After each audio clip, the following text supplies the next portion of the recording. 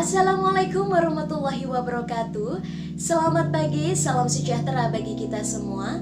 Shalom, Om Swastiastu, Namo Buddhaya, salam kebajikan. Perkenalkan, nama saya Vela Amelia Oviana dengan NIM C030120111111 dalam mata kuliah Hubungan Masyarakat Prodi Komunikasi Fakultas Sekolah Vokasi IPB University.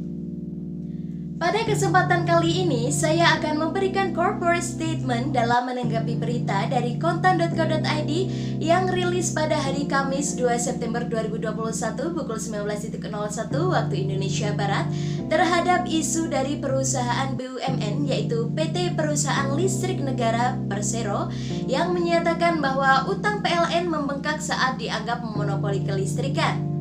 PLN kerap dikritisi karena dianggap memonopoli bidang usaha ketenaga listrikan, namun masih tetap merugi.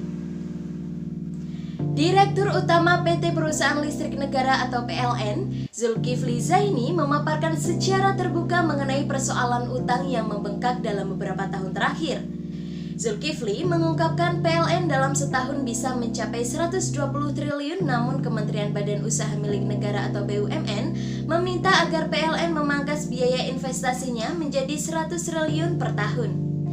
Dalam rapat dengar pendapat atau RDP bersama Komisi 6 BUMN juga meminta dari 100 triliun diturunkan menjadi 78 triliun di tahun ini.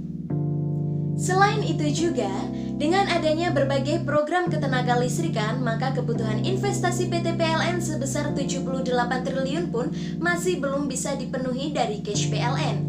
Sehingga, controlling yang PT PLN lakukan yaitu harus meminjam dari perbankan. Solusi lain, PT PLN akan menaikkan tarif listrik.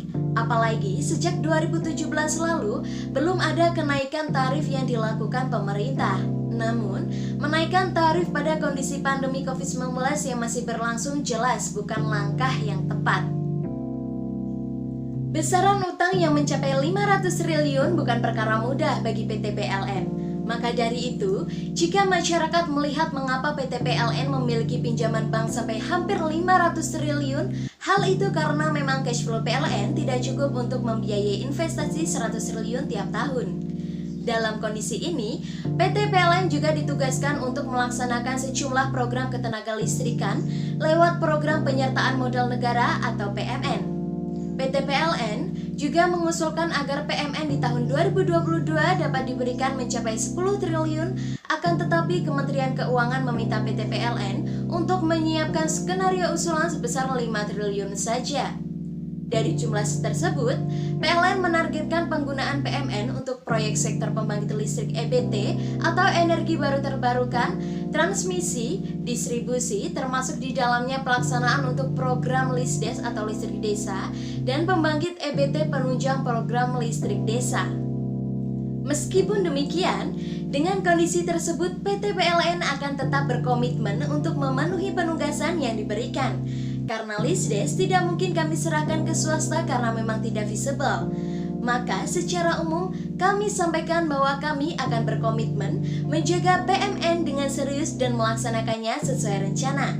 Dan kami berharap bantuan Komisi 6 agar PMN di tahun 2022 dapat ditingkatkan sesuai harapan PT PLN sebesar 10 triliun. Itu saja mungkin yang dapat saya sampaikan. Kurang lebihnya mohon maaf. Wassalamualaikum warahmatullahi wabarakatuh.